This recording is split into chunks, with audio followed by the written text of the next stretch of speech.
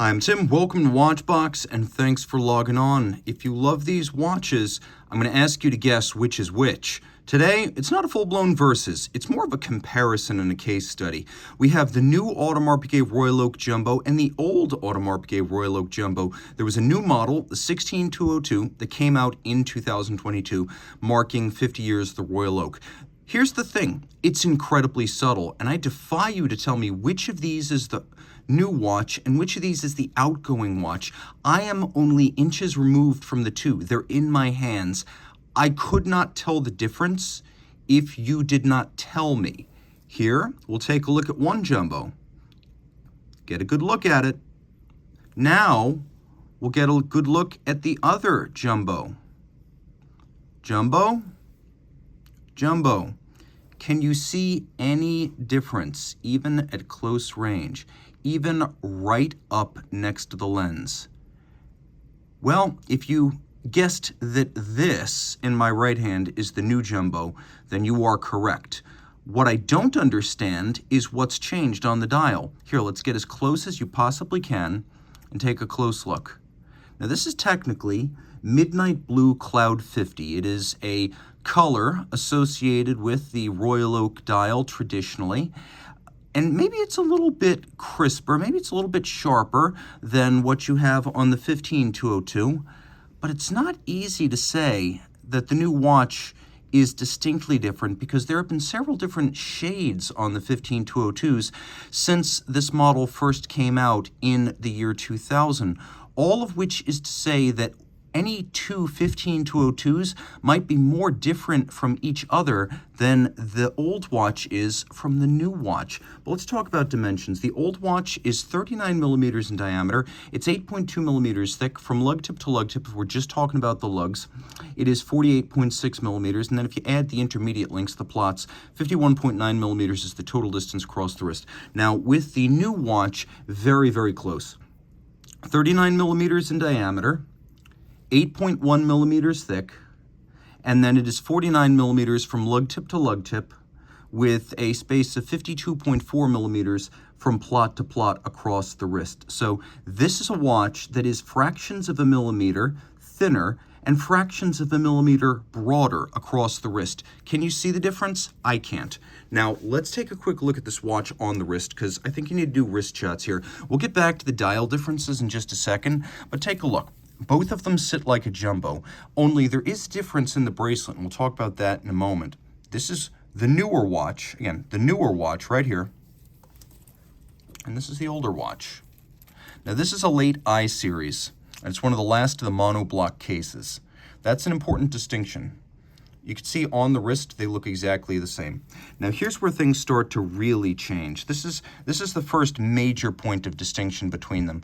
I'm compressing the bracelets here as much as I possibly can. You could see on the newer watch that there's more flexibility to the bracelet than there is with the older one. This makes a large difference in how they wear on the wrist, all of which is to say that if every Royal Oak on a bracelet wears a size or two larger than it should, that is bigger than 39 millimeters. This one is going to tend to wear larger than this one is, even though they have the same rated size. I'd say this is a 39 that wears like a 40. This is a 39 that wears more like a 41. And that's all down to the ability to compress the bracelet around your wrist. Internally, we'll take a look at the clasp. I'm not sure there's a whole lot that's changed. You can see that this is the newer watch, and in some regards, maybe the coloration of the metal, the type of finish that's executed, changes the perception. I could see that the media blast in here on the swing arms is a little bit different in color, but I don't think anything physically has changed, and we'll just show it from the same orientation with the AP on one side. Taking a quick look one more time at the newer clasp and the older clasp, very similar. Now, about that dial, it may not look that different. I would say maybe the printing is a little bit crisper. Maybe the blue is a little bit more saturated, but this is a different process. These were galvanically colored, and then there was a clear lacquer applied.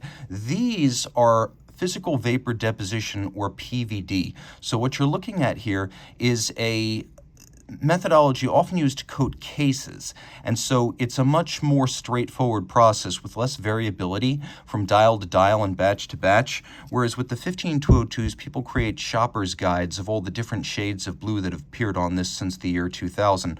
And I agree with that. There have been different shades. I don't necessarily think one is more desirable than any other, but you can tell there are differences, whereas with these, I anticipate that every dial is going to be more or less identical to the one before and the one that comes after. In terms of the actual hands and indices and printing, I just don't see the distinctions that people are calling out on the internet. Wow, it's very, very close. I would say, if anything, maybe looking at the indices of the newer watch, maybe there's a little bit of a difference in the thickness of the metal border of the hands on the newer watch and the older watch, and the size of the metal border around the loom on the indices from watch to watch, but it's very close, and you can see it's close right down to the size of the date aperture and the font that's been used. Now, the old watch has the JLC-based 2121.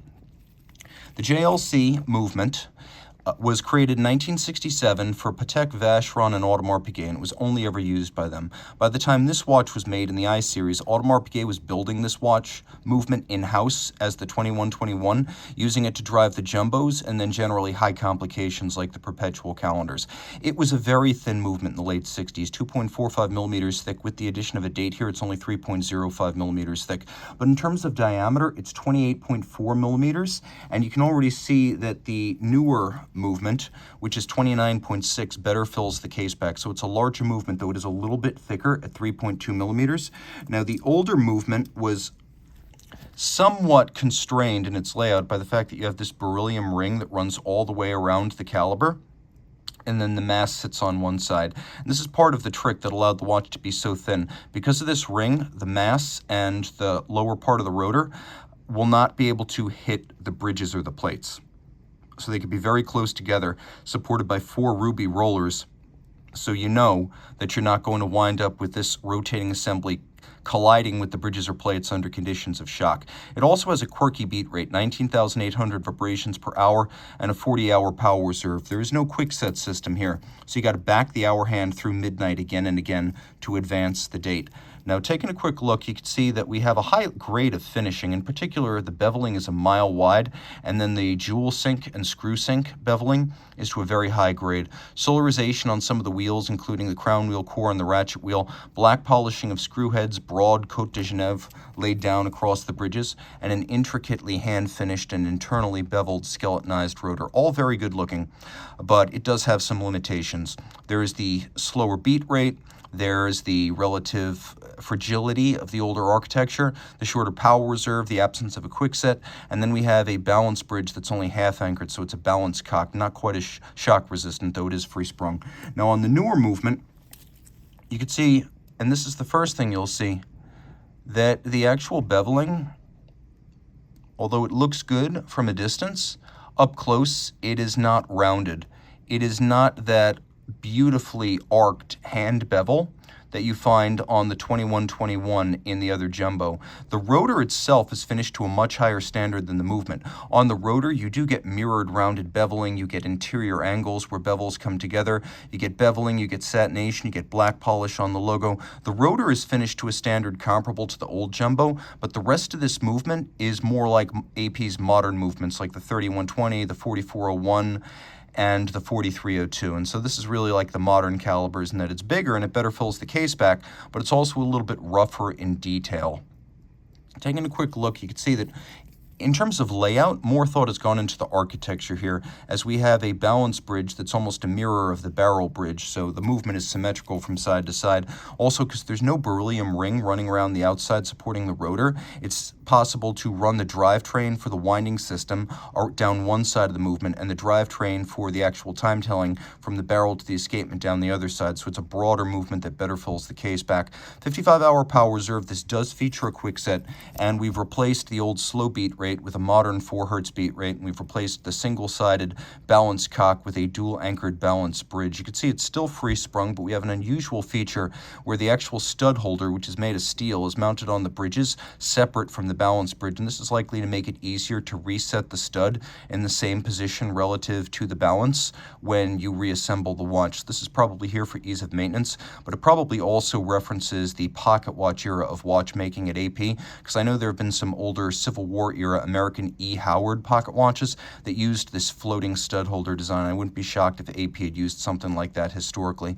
It is quite nicely finished, at least from the arm's length perspective, but when you get closer you can see the milling marks from the machining of the bevels. One feature I do like is that you can see that the ratchet wheel is prevented from grinding against the bridge by 3 ruby sliders that are mounted on the underside of the bridge, 1, 2, 3, and that helps to limit the friction between the ratchet wheel and the bridge when they come in contact. There's also handsome solarization of the barrel, and because of the lack of that large beryllium ring around the movement, the barrel itself can be much larger in diameter for a longer power reserve. Now this watch features 3-part case construction. You can see a case back, a mid case, and then a bezel.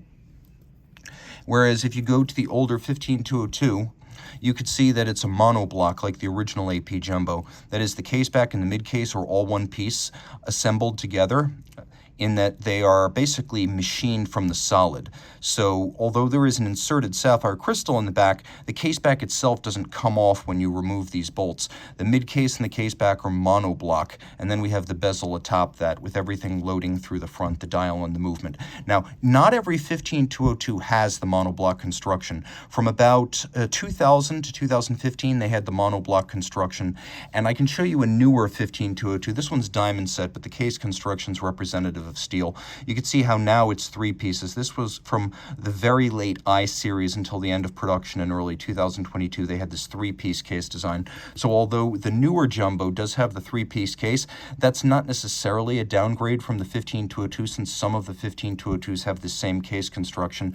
Now what I really wish I had was a earlier 15202 to compare, because the pre-2012 15202 was probably more different from the 2012 15202 than the 15202 is from the 16202. Here, the big change has been a movement, whereas the change from the 2011 15202 to the 2012, there was a difference in dial. It was printed differently. The indices, the hands were of different lengths. The logo moved. We went from having this beautiful, ornate AP logo style rotor to the rotor style you see right here. The clasp went from a single fold to a double fold, and then of course in late 2015, maybe early 2016, the 15202 went over to the 3-piece case back. So those pre-2012 15202s are more different from the last of the 15202s than the 15 is from the 16. So that's just something to keep in mind. I'll do a quick loom shot just so you can see. I don't think there's any real difference,